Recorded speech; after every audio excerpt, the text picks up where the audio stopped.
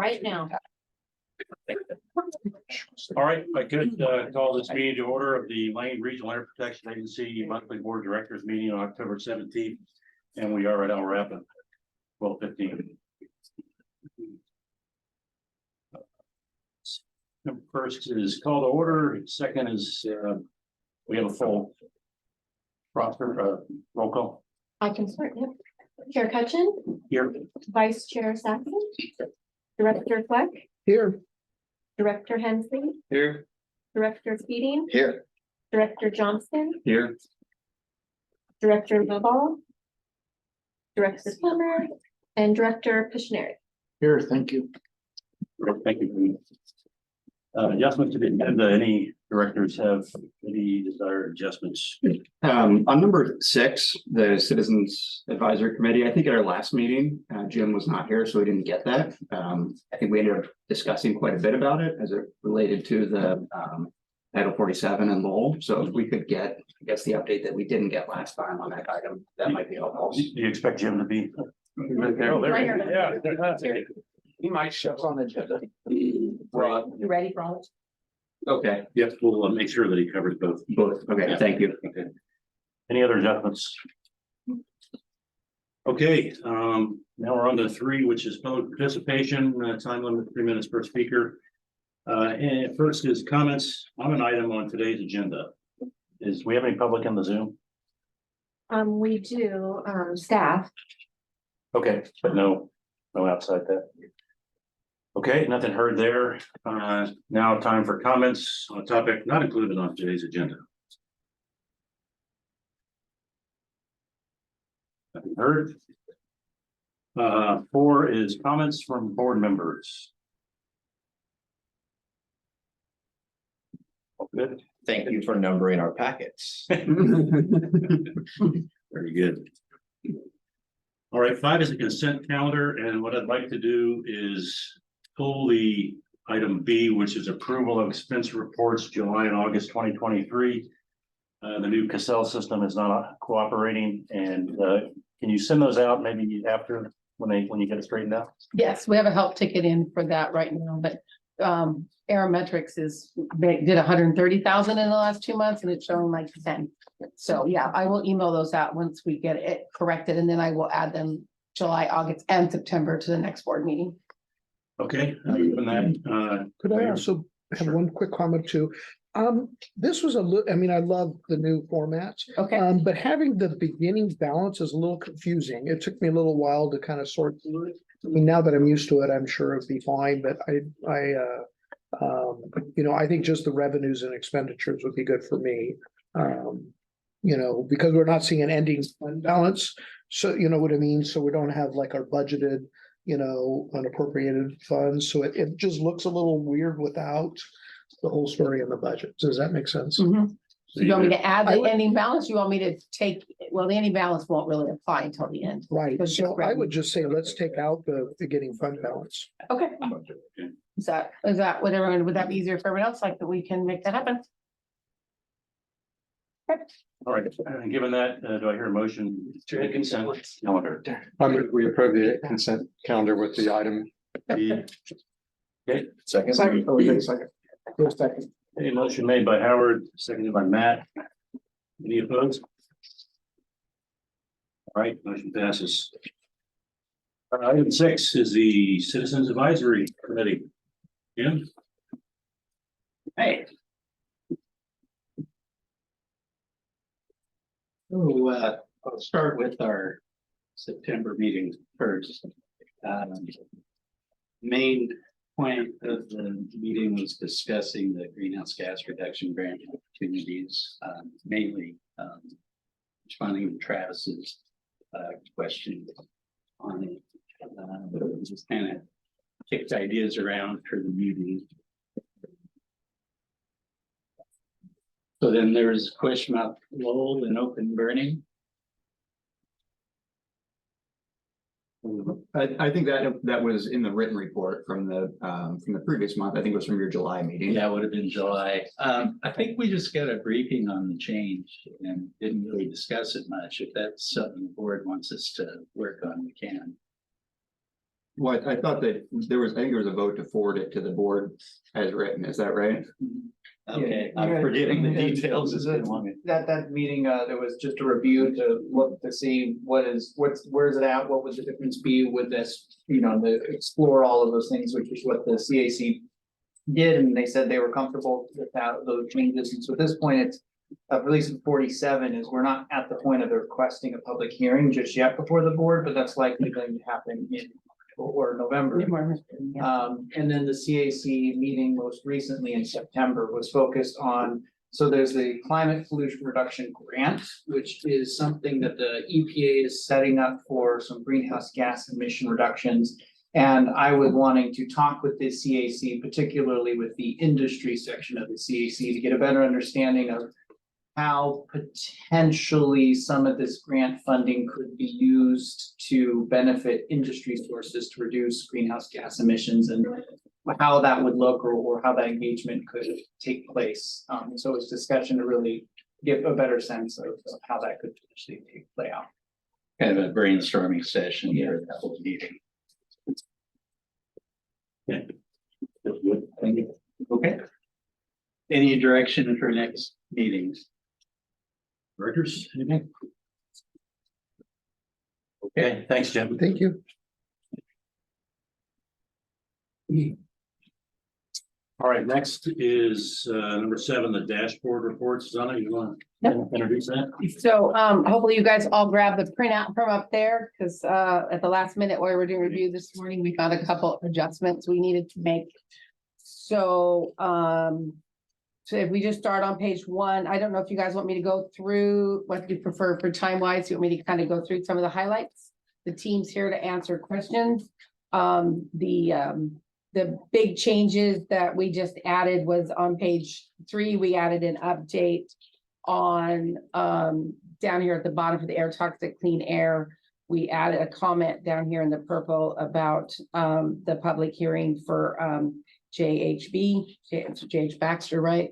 And then on the back, a little bit more of an update on where that's at with the Clean Air Oregon. Max is here to answer any questions for that. If you have any questions on that update. I have a question, with regard to JHB, I thought they had, decided not to renew their permit or something, or it wasn't active anymore. And, since it's not an operating facility, you know, what is the need for the level 1 risk assessment at this point? Or even the, you know, the air toxics risk assessment? We're still in the cleanup process with that, and we're still meeting with EPA. They just started removing trees and stuff, so it's still a contaminant area, so we're still a part of I that. guess which Max is the current writer, but for that facility, but basically they still have an evaporator on site. Okay. So that evaporator needs a permit for it, which is essentially whenever they have rainwater, it gets caught in their storm catch, and then their process for dealing with that storm water is in part to treat it and it goes off site, but then also they have the ability to evaporate it, which that's what they need an air permit for. And Max can speak more to the specifics of the needs. Is it even a Title 5 source anymore, or is that? No, Howard, Travis is right. Yeah, they need it for the evaporator. But to answer your question directly, no, they were a standard APU before air discharge permits. So they're a minor source, and they're going down on our hierarchy of permit types to a simple. So it's less complicated, less costly for them. Okay. But they also have a natural gas fired boiler to run that various things. Okay. And the site still is owned by Georgia Baxter, but in the cleanup, if hypothetically speaking, that the EPA was to take control of that site, they still would need that evaporator running, so they would still kind of need that. Might have some other sources too, depending on how they do the cleanup. Yeah. Sure. Okay, thank you. And then on Aerometrics, our biggest change is an increase in revenue, but I want Trinidad to speak to that a little bit on the changes now that we see the subsiding of COVID. Which page was there, Mark? Page 4. Oh, thank you. Yeah. You can sit right here. Come on over. All right. Yeah, so finally some good news from Aerometrics. Sales have rebounded for the quarter 1. Monthly average is around 13 units per month, which is a lot higher than it has been for, I want to say, the past 2+ years. FY 24 quarter one mini Volta sales were nearly equal to FY 22 and FY 23 Q1 sales combined. So you have 24 units in FY 22, 17 in FY 23, 38 in FY 24, which that translates into about $100,000 in extra revenue for quarter one, which is tremendous. We're already accounting for 33% of the total revenue budgeted. The website has probably played a lot into that. So Parametrics online interest and website traffic between July 1 and September 30 is 2,560 views spanning over 60 countries. So we have an online presence with our website for one, and then Environmental Expert, which is a lead generating site. Basically, any industry that wants to find out how to sample for air, or basically any kind of ambient air sample, they go to this site and they can punch in the parameters that they're looking to sample for, and it kicks out a number of companies, which ours would be included, where they could source equipment. So the metrics provided by online lead generating sites and Google Analytics aid the effort to target the countries where partnership opportunities might exist. We have, I think it was India, Malaysia, Indonesia, Bolivia, and Ghana are the top 5 countries that we're looking to do an increase in business over the next foreseeable future. Always trying to find new partnerships, but yeah, we're finally doing a little better than we have in the last couple of years. Good news.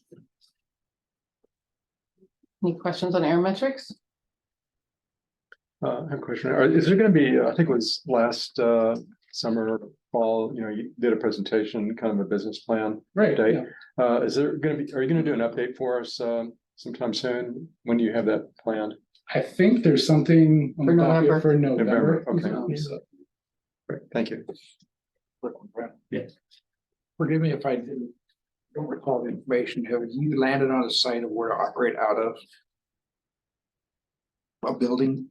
Oh, yeah. So we've been at 2787 Olympic Street. We had to move from Dawn Street, which was way more space than we needed. So now we're in kind of a quaint little. So that move's already been made. I might have missed it, so forgive me if I'm. Yeah, last October, we jumped over to Olympic Street. It's been a little bit. Are you in Alaska? If you had. I've been to a lot of places. Just trying to keep things squared away in my head. Thank you. Come visit anytime. Nice location's easy to get to. Thank you. Okay. So then on page 5, when we're looking at the administration, there's an update to the percentages of the permitting. Those numbers were updated. If you have any questions on that, we can ask Max, but it's just we didn't get those percentages updated. So where we're at with permitting. We have changed to yellow for our improving in compliance and inspection reporting. And really this is yellow because we're in the middle of so much change right now. And we're looking at standardized templates going forward. We're looking at how to improve our software options for that. We're looking at just how to make overall flows more efficient. And so that's why this is yellow. I wouldn't say it's on major crisis, but we're definitely looking at what we need to do for updates there. So that's an ongoing change right now. And then for the maintenance industrial services, that is also changed to a yellow. And there's a comment here about the Title 47. Again, we're talking about that for the outdoor burning. We're still working with that. We still have some rules to update. We have 5 or 6 of them that we're working through, trying to make decisions on what we need to do more moving forward. So it's yellow because we have a lot of changes to make in that area, but it's still in a positive direction because we're moving forward with those. And then the other areas at the bottom there, those are the same for the arrows and dreams. The big thing here is that we have a couple vacancies. And then we've had so much changeover in the organization that's also affected morale. So we're being sensitive to that and moving forward with some team building activities and things like that to help improve. And then why we're looking at the workflow and things like that to evaluate more efficiently what these 2 vacancies could actually be, so that we can make sure we're being the most effective use of the public dollars for this. And then the other piece is we do have a couple of temps helping while finance is completely upside down with getting Cassell brought in. Cassell is onboarded, but it's clunky still, as you can see, as we're starting to review the work. Now that we're getting into it, we're finding behind the scenes pieces aren't connected right. So we still have some work to go to get that updated, but we're working along on that very well. We do have the 5-year forecast. We've been putting everything into that forecast and taking a look at that. We will be presenting some of that when we do the supplemental budget, and we still have it on the board agenda to go in details of what that forecasting model looks like. And then, Question. go ahead. If you go back to page 5 and Sorry. The permits, inspections and construction reviews piece. Okay. I see in the comments, the permitting backlog of the packet that was sent out. Of expired permits that are extended administratively is decreasing. And then you've adjusted the numbers, but could you help me wrap my head around how some of those numbers have increased, some are decreasing? In the October 22 dashboard, it's 24% overall, April 2023, 16% overall. And then it says 16% now, 14% of Title V's. And then the update is 14% now, 15% of the Title V's. And 19% of the previous report was 9% of 27 standard ACDPs.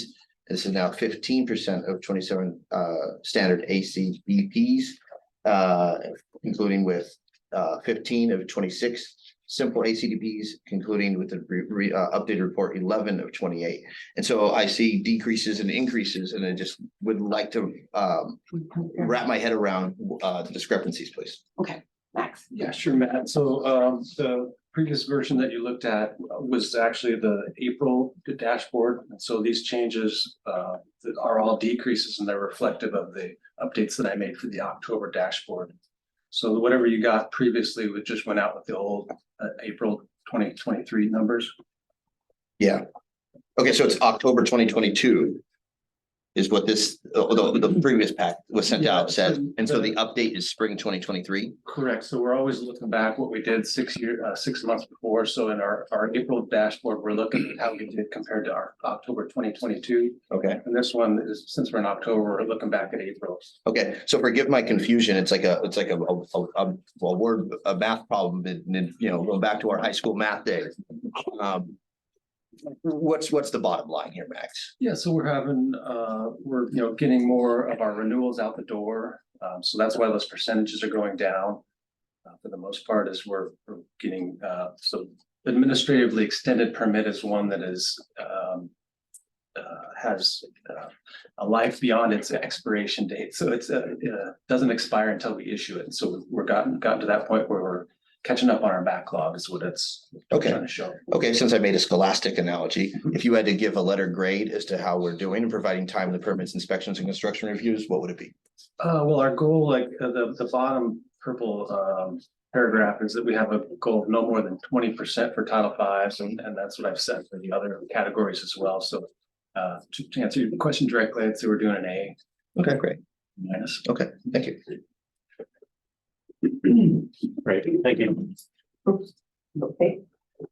Oh, One other thing on the questions on Cassell, these?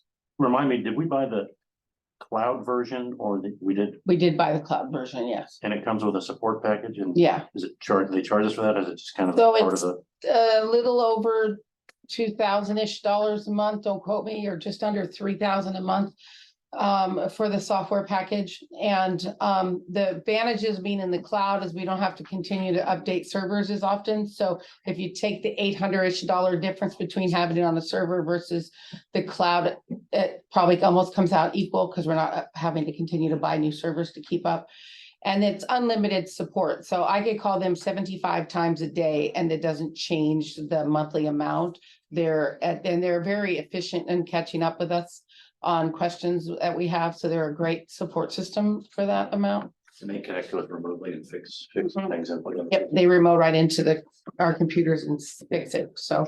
And really, it's because we've just now got July and August and September into the system, because it's been a really slow clunky to learn what to do and make sure we got the categories right. We have more data in Cassell than we ever did in Sage.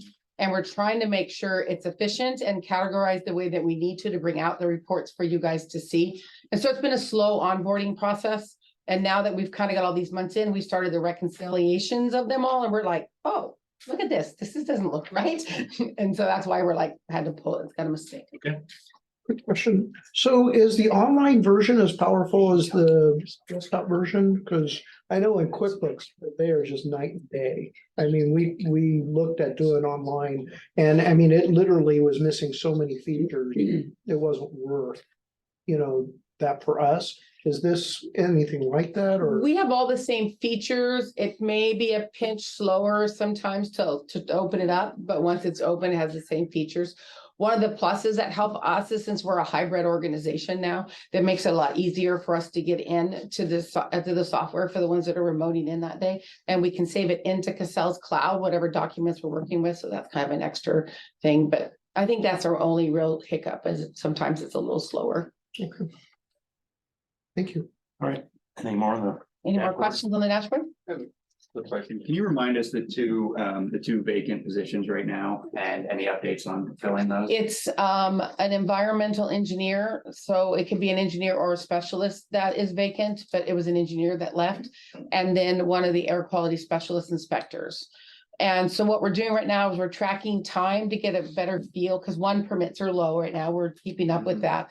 So we're having them track time so we can get a feel of how long it takes to get things done, to figure out what we need, if we need another permit writer. And then the inspectors are doing the same thing to get a feel for how many inspectors we really need, because the one that left was doing a little bit of permitting and inspecting both. And we're trying to up the inspections so that we hit all of them that we need to hit on a regular basis, not just Title V, but the other ones as well. So we're working on those right now, and to determine what our best need is before we fill them. We're not behind on our inspections or anything at this point, but it'll be more efficient once we figure that out. Got it. So you're trying to figure out exactly what the job description is. Yeah, how much time Your it's ideal taking. candidate Before you go out and Right, actively recruit. Thank you. That's helpful. yeah. Any other questions? Okay, Thank you. you're welcome. Thank you. All right, on to item 8, which is navigating a federal shutdown. Okay, well, this will all be Jenna Lee, so I'd like to introduce her real quick if she wants to come up. So Jenna Lee is our new finance manager, who is here at a temp position at this time, filling in. She can give a little brief synopsis here. So just so you know, we're doing really quick, just so you guys kind of real fast. And then her name will go on all these later. Right, synopsis about Well, you've been here 2 weeks, and then just kind of a my brief in-depth knowledge background. of 2 weeks. Your background. So, I have an MBA with a concentration in accounting and a degree in finance, and I'm 2 classes away from also a bachelor's in accounting. And I was the finance director at Visit Corpus Christi, and then a government auditor. So, and now I'm here. And I'm excited to be here. Oh, I worked at in the oil field for 10 years doing their accounting. So I've been through a TCEQ audit or DEQ audit for you guys. And I'm excited to be here. Good to have you. Yeah, we're excited to have her too. Just gotta go acknowledge. But for the federal shutdown, we figured it would be a good thing that we kind of update you. There's a lot of details in this. But we do have federal grant dollars that the shutdown could affect us. We've been in contact with our grantors that we do our drawdowns for our tag and some of our general fund for 105. They don't think there's an issue with us being able to draw down, but the grantors are also working on it. And we know we had this other 45-day pause, but we're staying in close contact with them. We have a schedule set to make sure we can draw down as much as we can, because we have to spend and then draw. So we're staying on top of that really tight, so there's no lag time. why we're in this 45-day pause. We've done a real good job taking a look at our ending fund balances and projecting out if we had to wait. We're finding fiscally, we're in a really good solid spot. So if they do shut down, we'll be okay. We may have to navigate a little bit differently on some of the TAG or some of the funds that the grants provide if it does shut down for too long of a time period. But I just wanted you guys all to know that we're proactively watching that and staying close attention and being prepared financially so that we don't have a lag in what we're doing. So that's really what I wanted you guys to know in the ever-changing economic world. So selfishly for Oak Ridge, if whatever reason you couldn't get into the TAG funds, would that impact the contractor out there? And We may have to slow it down. It would depend how much reserve we have and how far they think it would go. We could float some of that for a little bit, and that's the models we'd have to see, but we're hoping not to. I think, Brian, that if that came to that, like Sarah and I had a long conversation about the many potential Yeah. grounds needing to alter TAG because we couldn't get funding from the federal government. So I think our relationship with Sarah and the nonprofit, the soonest we would recognize that like, we're gonna have to change our marching stepping order here, we would let her know so we could work that out. okay, thank you. These are reimbursement for the tag, Same thing, yeah, we spend and then we draw down. which I imagine is at least a month, if not more out anyway. Sometimes it's not, it's getting a little tighter on those, it was lagging way more, but they've been able to work with the vendors out there a little more efficient, so it isn't as far behind, and that's kind of where Travis is talking about staying in coordination with a good company to kind of push that along. Thanks. Any other questions about the shutdown? Looming shutdown? All right, number 9 is director search initial planning. Lana? So I put together a little bit of history, and this is as informational, but I didn't know if you guys actually, I forgot to ask you before if you actually wanted to act on this, but Brian asked us to put this together to give you guys some things to think about for what direction you would like us to go for preparing what the portfolio looks like. So in here, we went through and reviewed Oregon statutes and worked with legal counsel. It's really up to you guys to decide the credentials and the education that needs to be the director to have. There was nothing we can find that saying it had to be an engineer or someone with exact air experience. So it's your decision on that one. The last 5 directors are on here. You can see that they've had degrees in zoology and geology. And so they've had a variety of different degrees. Geological science, master's in public administration. The last 2, of course, had engineering degrees. So we didn't go back more than 5. We figured that one might have been too much. Yeah, Howard had a comment on that. Go ahead. Yeah, we've been having a pause on the board of directors guidance document for obvious reasons, but I started doing some work on that, and I looked at our LRAPA's rules and regulations. And if you look at section 13-010, duties and powers of the board of directors, subsection 3, it says the board shall appoint a director competent in the field of air pollution control who shall enforce the provisions of these rules in all orders of this agency. Okay. I scanned the entire rules. That's the only reference to any kind of qualifications for a director, but it doesn't define what competency is. And then just the term air pollution control is pretty vague too. Is that an engineer that designs air pollution control equipment, or is it someone that has knowledge of the rules and regs, which to me is more important. And it certainly doesn't mention their management expertise, which we know is very important. So I just wanted to point that out, that there is that provision, but I guess we can interpret it what competency means. Yeah. Right. That's in the AGA or that's in the board handbook? That is in the LRAPA rules. Okay. I gave them the AGA, I gave them the the board handbook. We Well, gave him the ORF. Okay, thanks, Howard. Yeah. I appreciate that very much. Yeah,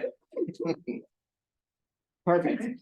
so, Perfect. Okay, well, that's good. So then putting that in there with all of this other information, we also gave you a copy of when we went to look for Steve's recruitment, that is in here. And then we found another one from an agency out of Washington. And we put a copy of theirs, so you guys could have those two to review, to take a look at.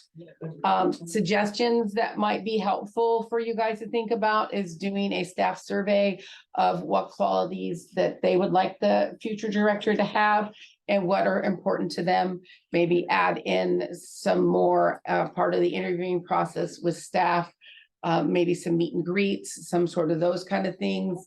So that we get a good personality fit as well as skill sets as a combination, are some suggestions that we thought of that might be beneficial for you guys to think about. And then whatever direction you want us to pre-do, we're happy to do.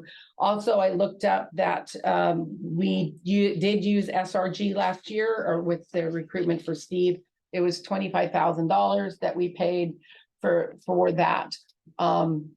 And if we can do it in-house as well, of course, if you wanted to try that way first, it's up to what you guys think. We do have these templates. And if you guys want the input from the staff on some of the qualifications, we could put that together as well. But those are kind of the two options and some steps that we thought about that might be helpful for you guys to be thinking about. This was great, thank you. The Orca piece I found illuminating. Is it the norm because I was here on this board when we went through SGR to search for an executive director, 2021. Mm-hmm. I wasn't so thrilled with that process. Is it the norm, or is it legal? Can we open it up for an internal or regional search and for X amount of time? Mhm. Just be very clear up front. Maybe that's a 12-week thing, or I don't know what it is.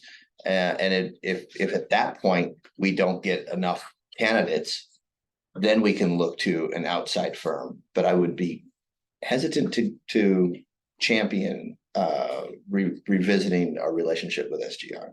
Right. You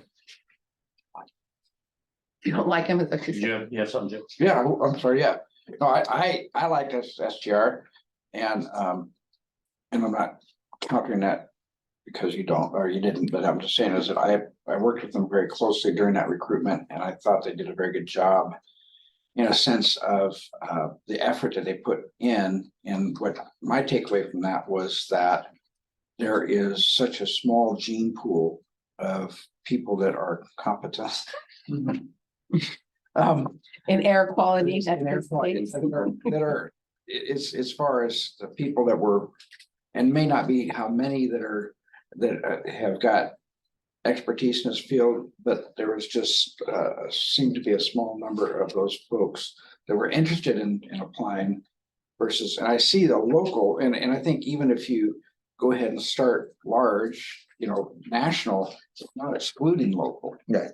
And so I think that it feels though we should get as much done as soon as we can start.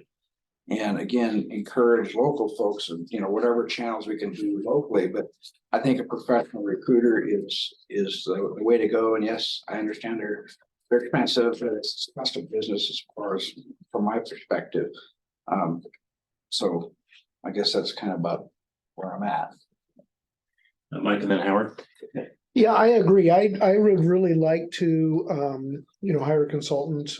We are in the search for a city manager right now. We had an RFP where we got 4 applicants. We had LCOG, Prothman, GMP, and Jensen. Jensen, of course, they're our last little facilitation. Of those, we ended up going with GMP, and I've been really thrilled with the way they've done it. They did interviews of all the board members individually, then they did some public outreach, as well as staff. So I think on the front end, having that was really nice. And they just sent out our, little flyers And so, I agree with Joe. I would only want to do one search. I certainly wouldn't want to do two. Obviously, that drives your costs. But certainly encourage anybody locally or internally to apply. I mean, absolutely, we would want to, as many applicants as possible to give us the best, options. But yes, I really think that, and we may need to go national. I mean, this, as Joe's mentioning, there's a somewhat limited pool of folks who have this level of expertise. I do fully want somebody who has an air quality background. I mean, that's just is something that, when there are presentations to any number of bodies, we want somebody who really understands what it is we do. And so that's something that, whether required under ORS or not, I certainly would absolutely want to have in our folks. Howard? Yeah, I like to echo some of what Matt said. I'd like to see us at least try regionally first, just because the challenge of relocating someone here. With regards to SRG, yeah, they did an okay job, but I think their problem is that they mainly recruit for municipal government administration, and my experience with them was that they didn't really have a good knowledge of where to go to recruit environmental professionals. If we're going to get a recruiter, I think I'd rather see us get a firm that has experience recruiting environmental professionals and not necessarily they don't necessarily have to have a lot of expertise in the public sector. I was an air quality professional for 40 years and recruited, with a large company, and it was very difficult to find people. And then it's even harder to find, someone who was a good fit. But we knew where to go to find people in our field. And I just don't think a municipal type recruiter has that knowledge or experience. And so I'd see us at least look to see who might be out there that could help us. And just another comment, last time we did all this recruiting right in the midst of COVID. And we did all the interviews by Zoom and all that. And I think in retrospect, that was hugely disadvantage for us because we couldn't meet face to face with someone, and we missed that piece of it. So anyway, that's my comment on that. You follow up, Jim, for Jerry? I have a question. Comment. I thought he said something. I totally see what you're saying. And I think, and I don't disagree. I think it's important that we find somebody that's part of their qualifications, but I think too, is that in that position, I think it's equally as important as the person's administrative abilities and management abilities. And so I think that to me, the primary quality for me would be their management skills, and their secondary would be their air quality management professionals. Right. I'm not discounting it, but I think that it's very important. I think it's most important to have a person with good management skills. And to Susanna's comment, I think it's very important too for staff to be able to be more engaged in with the directors in regards to, okay, what do you want? And of course, the director's going to have to look at that and say, okay, so this is coming from staff that this is what they want to see in their leadership, but it's not always going to, be exactly what they want, because Right, there's a balance. You can't over collaborate. Right. You can undo that. Yes, I so understand. there's separation of power, so to speak. But Mhm. so I totally get what you understand, what you're saying, and I think too we can still do a search locally concurrently with a larger scope, because we're not going to be discounting anybody that's local. And I think that it just seems like that's going to be put us in a misstep for timing, the time it takes, and time's money. So but yeah,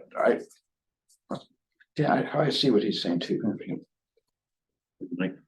Is it possible to do both, in the sense that we could open the search internally while asking for RFPs? I mean, it sounds like we're not going to go back to SGR and say we want to hire you right now. I have a lot less experience than the folks around this table in doing this type of hiring for a government agency, but throwing that idea out there, possible to have it both ways. Yeah, Jim. And I don't think there's been a decision to discount SGR. I know there's some comments, but I think that there's a process, and I can't remember what we used last time. There was a regular, was there RFP for recruiters. Yeah, Right. And that would take time. And then we picked from that. So SGR put in an application. Yes. But that gets to my initial inquiry is, can we do that RFP process while we have open recruitment? Sure, yeah. I don't know. I don't think legally there's anything preventing us from doing that. I don't. The only thing you cannot do is hire someone under the next 60 days. You can start your process, you just can't make any decisions until after. Right. And I would think So- that You're okay. if we did an RFP for a recruiter, I would think that when you sign on the bottom line of that contract, that you probably would have to cease the local search. Right. Mhm. So we had quite a discussion around our interim. And there are some staff that were interested in the position, and there's, the risk, and this is what the GMP folks shared, is that there's a risk that folks won't apply if they think that there's, less of a chance of them, is this just an exercise to show that we are validating our choice, or is this a valid recruitment? And I think that that was a good argument, and we as an I voted for, and a majority of the council voted to go with outside independent a person, just to make sure that that was very clean. And I think if we're doing both processes, are we sending out mixed signals to a potential applicant? I think is a real risk for us. And I think I'd rather just do one process all the way through, where we give everybody the same opportunity, is kind of where I would want to be at. But Matt, did you mean internal or just local? Well, internal or okay. regional, Okay. either way. And I've been involved in multiple executive hiring processes, in my tenure as council, and it always comes up. Invariably it comes up, okay, should we do this internally? Should we do this regionally? And where we've always landed, or at least my experience, where we've always landed, say, okay, let's open up to whoever from wherever. So it is a third party look, untainted, and let folks know, internal folks know too, is that they're absolutely not being discounted and encouraged to put in for it. And it's not, but it's just I think we have a requirement to do due diligence and to be with as wide a brushstroke as possible. So I hear you, Joe. So like a one-stop shop, just. Yeah. And it's obviously for people not to interpret any of that as exclusion or trying to dissuade or anything. I think we have a responsibility. We have a fiduciary responsibility and a responsibility as management to be as inclusive as possible of everybody, and to let people know that their voices matter, but it's still, we have to be, as part of our due diligence.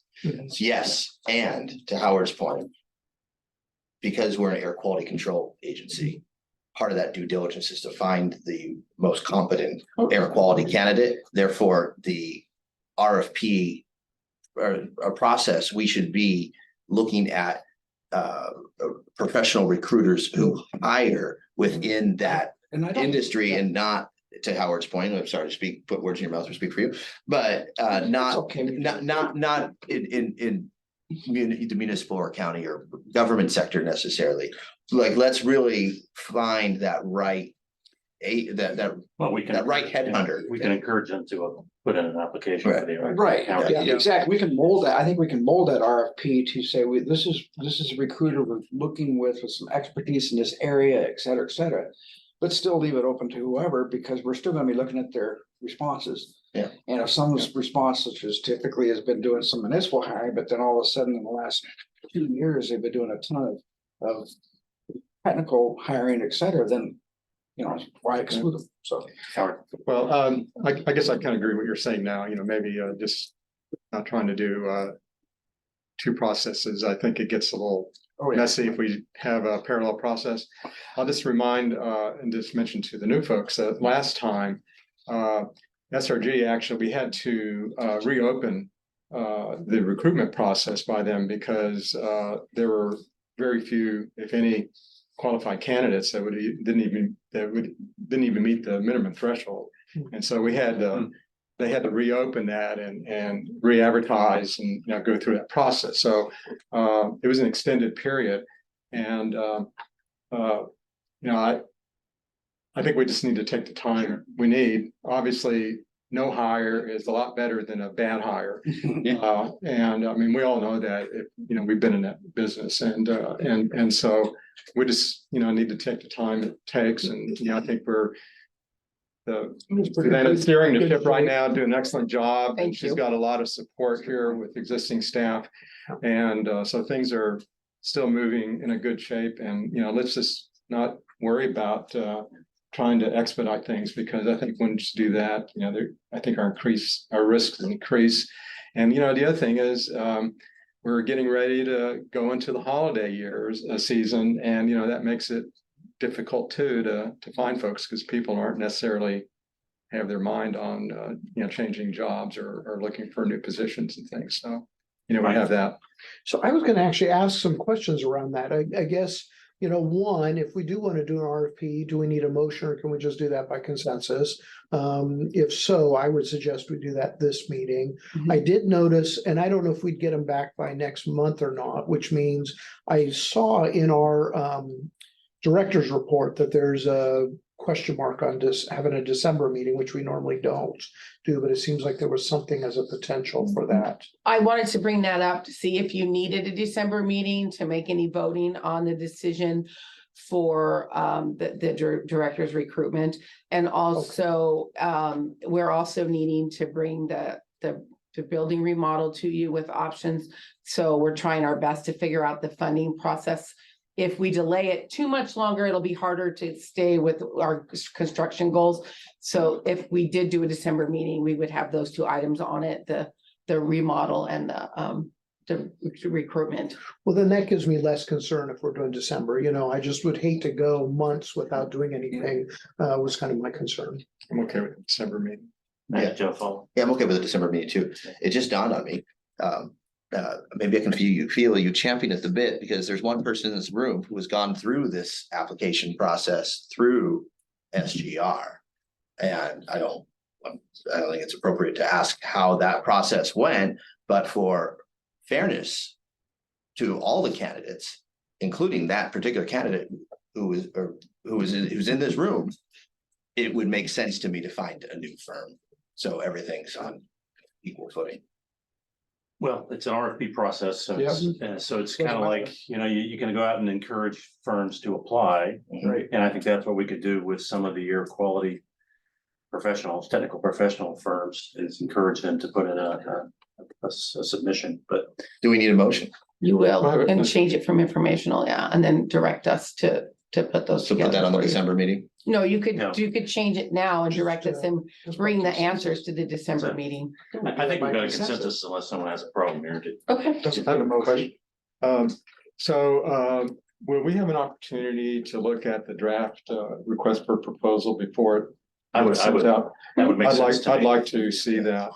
I know it's gonna be, largely staff driven, but the board makes the hire, so I'd like to see the RFP. So would you like us I think this would need to be by motion for us to authorize our board and vice chair to implement the RFP process? Not without seeing it. Oh, you want also to see the RFP? Absolutely. Okay, Yeah, I think the board ought to see the Okay. We did RFP. last time. okay. But is it the contact person gonna be the chair? It wouldn't be me, right? Would you want the RFPs to come to me first and then to you? Well, we want to see what the RFP, what's contained within that Okay. RFP. Yeah. And then provide an opportunity for feedback if any. And then the last time too, the RFP was issued by the agency, which could be by the board chair. Okay. Or by action of the board. And then go from there. But the responses go to the responses back The proposal. the proposals, the Yeah. response from the proposal would come back to the board. Okay, We So I'll be make sure. entirely certain that even this process is kosher within a certain time frame. Like, are we okay? Oh, yeah, we can't do anything for 60 days, as far as we can't send out that RFP for 60 Is that days. correct, right. Donna? You can- No, No, we couldn't legal hire counsel somebody. can't hire. We could send it But out. we could do the Right, we can do the RFP. homework, but we Okay, can't got send it. work. Got it. So the next step would be to ask the staff to generate the RFP. Yes, But I'll ask before we go on, are there certain things that the board wants? To make sure it's either taken out or put in, Right, a chance to, etiquette, edit. right. But to help them, is there anything right off the bat, like we want some air quality competence? Well, I think she's got to read on where Okay. people are at. I just wanted to check, make sure none of them. yeah, and I'll be honest, I totally trust, and I would add Joe to the committee. I don't want to slow things down. I would like this board to authorize that subcommittee to actually We send did it it by out. subcommittee last. Did you? Just for timeliness, because I'm not concerned with the minutia, and I'm sure with Howard, if he's interested in being on this committee, that he has, some insights into what would be good in that. I totally trust you guys to do that. Okay, so the motion would be to establish a subcommittee to develop a. To develop an request for proposal. RFP and send it out. I don't think, does that require a motion? If we're delegating authority to a subcommittee, I think we need a Should be motion. that, yeah, and that subcommittee would be Howard, myself, and And Joe. Joe, if that's acceptable. Second. Sure. Okay. Second that. Any opposed? I don't know if Howard wants to work. Well, I'll try to, step it up and see what I can do. Okay, so there were no opposed, so it's a motion passes, so it'll be a subcommittee of 3 that will take a look at. What we draft up, okay. Yeah. And you'll get input from all the staff too. Yeah, I'll do a Yeah. staff survey on things that they're looking for. Right. We'll put that, I'll send you out what the questions will be, and then I'll give you the results, and then we can draft exactly what experience you want them to have and what degree educations and that kind of stuff. And understanding it's critical that whoever gets hired, that they also engage the staff on the other part of the process on. Well, remember, we're not actually doing that part right now. We're just searching for the people who are Right. gonna do the search. Right. So all of those other details are still They're gonna way throw off. out here waiting to be. Yeah. Considered. So that part we don't need to really address yet. The whole thing about, having given opportunity for staff to have a meeting. So we want to wait till we We're gonna choose wait the for all of person. that. Okay. Yeah, we'll have the And- and that consultant firm is involved gonna- in that. Yeah. And typically Engage the the staff. firm, Yeah. when we talk to the firm or whatnot, they're the ones that are gonna say, this is what we normally do as our process. Then We'll we'll help take a look decide at that and say, the hey, that's a degree. great Gotcha. process. Or no, that sucks and we're gonna do something different. Okay, Part of the selection process. Yeah. okay. But the RP though needs to be fairly specific on what recent experience the Yeah. recruiter has Yeah. in hiring, Oh, recruiting these Yeah. kind of people. Okay. Yes, absolutely. Gotcha. I was thinking the candidate, so that's why I was confused, but I get what you're saying now, so I Well- apologize. I was thinking backwards. And it's never too early to start getting input from the staff here too on, Sure. what Okay. they'd like to see in a new director. What's important. We can still do that. And then if the organization has a different list of questions to ask, that's fine too, but Now, it may help a little bit that we've kind of pre-checked.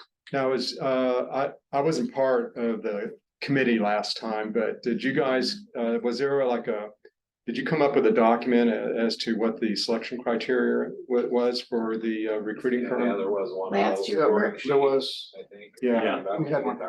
Okay, So there's something on. We can yeah, find. probably ought to look at that, the committee ought to look at that just because I think that might help with frame. we just Yeah, gotta be RFP. careful, I think, we gotta be careful, and if we go to try to find a recruiting firm and say, this air quality professionals, we may end up with one response. Right. And that. Yeah. To me, that's not a good thing. Understand. Well, that's why you have selection criteria and scoring and what's important and Yeah, what's right. So not go as broad. important. So And gotta then, be of course, I understand. and I'm sorry, and then, of course, it'll come back to the full board for the actual, It's not my first rodeo. Same here. authorizing the contract, right? For approval of the Yeah. RFP.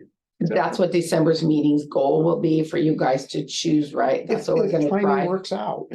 Okay. This gray hair isn't free, right? I wouldn't know. One gray hair. Hair's overrated, guys. And anybody can mutton bust, I wanna know if you rode the bulls or not. I wouldn't say something, but we're on here. We should respond, shouldn't we?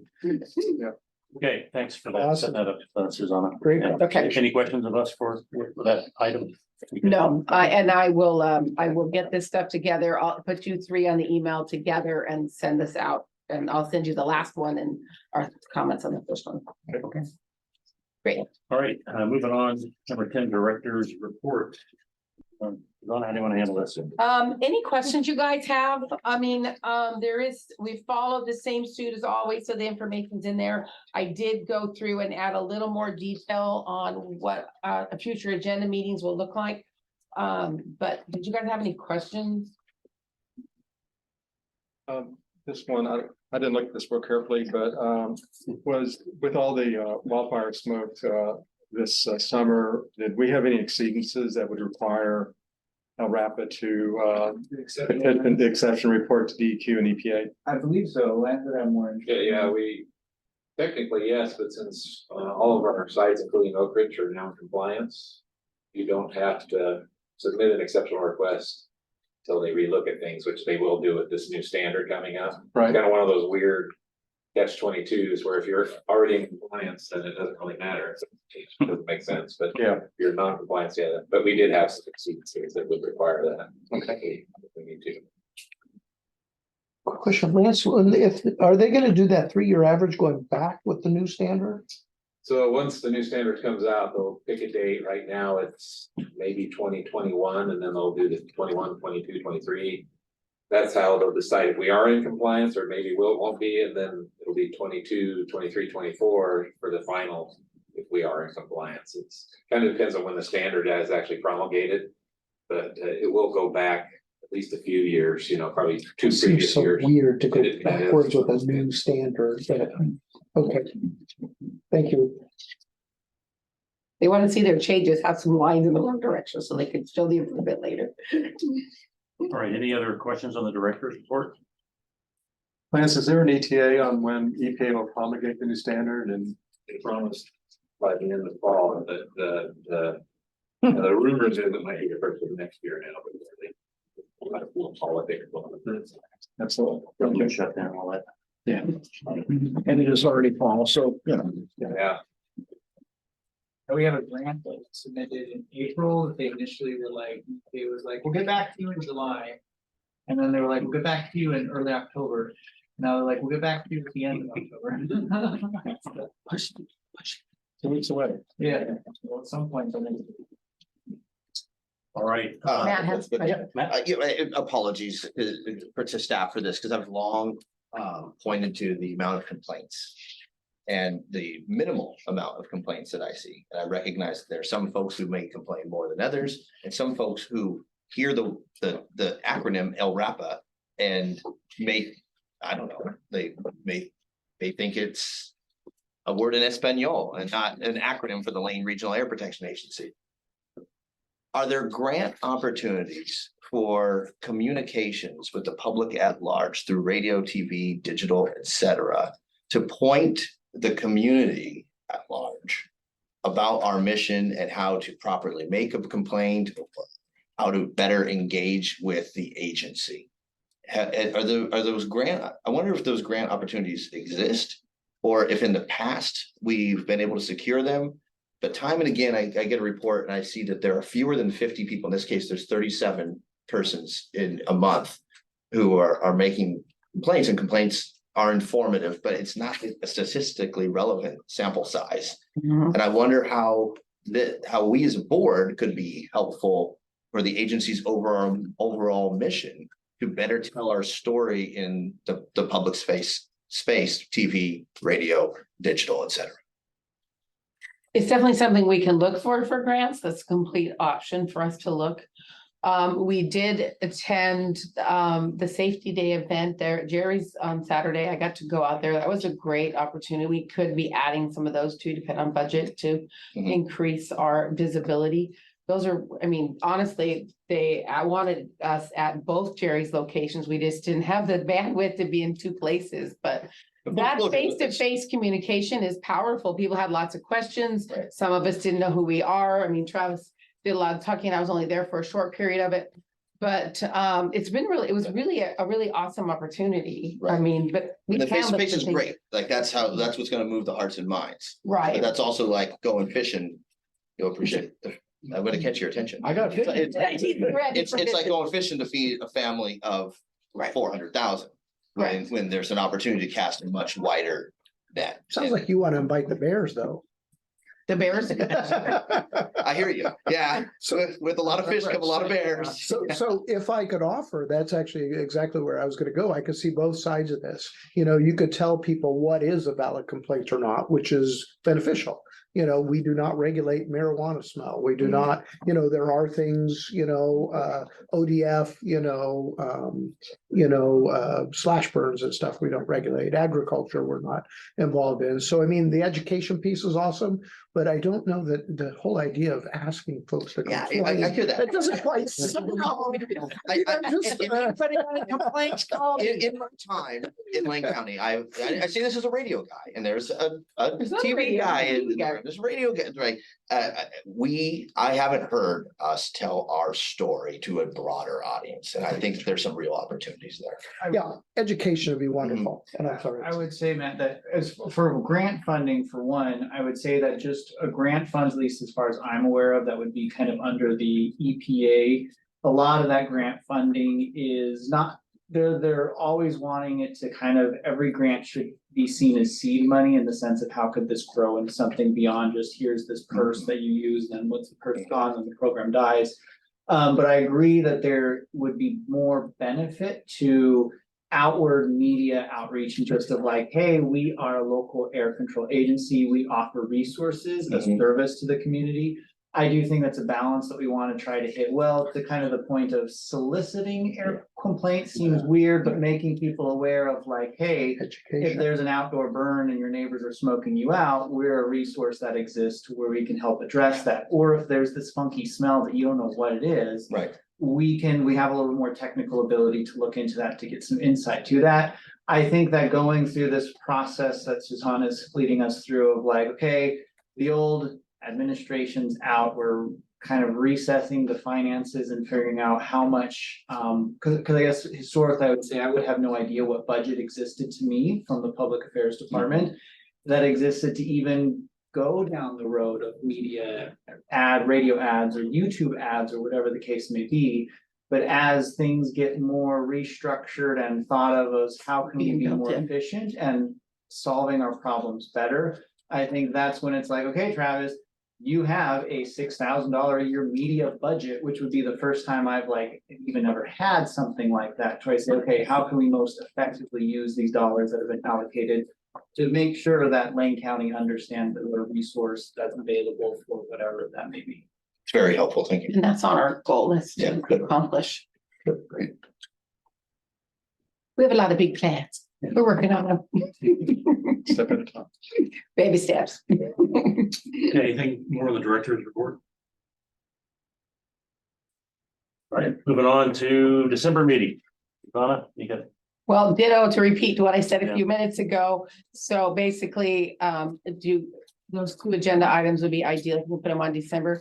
Yep. Do you need a doodle poll to determine what's good? Are we comfortable with the 14th or the 7th? The 14th would be in our traditional second Thursday of every month, but Just go with traditional. you want to stay with the 14th? Yeah. Does that work for you guys? So I will say, actually, the 14th is when we can be interviewing candidates for our Okay. city manager. So 13, 14, 15 is, they actually had us block out those days. Oh. It's pretty much hardcore, meetings and, outreach. So, I'm just one. So if everybody else that works for that, I'm What's totally. everybody else like? Traditional. Secret Santa style. Secret Santa. No. We'll I think add a so. white No. elephant gift exchange at the Rudolph. end. Hold on the Rudolph. Eggnog. Either is fine. You'll be out of town too? Right, but that's on the You dial 14th, right? Yes, so far two are out on the 14th. You can be able to dial in. Possibly. You might go. And I don't know what the schedule will be. And you don't even know what's gonna happen because I've been Yeah. there too. Yeah, so right, they just had us block those 3 days out. I don't know what that means. You can zoom in. Well, let's try to, Yeah, theoretically, It was in November, or December. December. We're talking about December 14th, the 14th. second Thursday of Second Thursday December. each month. Yeah, that's, Much easier. to stay. yes. let's try that, Susanna. and- Okay, But I can bounce back. well, we'll send a calendar invite, kind of lock you in, just in case it's fresh in your mind, since it's something we don't do on a regular basis. I'll have Heather put that together and put all of you on it, just so it's on the calendar. And thank you to Heather for. You can't overly communicate when it comes to calendars and those of us who basically have their Oh, showers and dog Yes. walks calendar. Too much. not quite that. much. It's hyperbole. I'm not either. I draw a line, Mike. I draw a line. Please, Can't unsee it.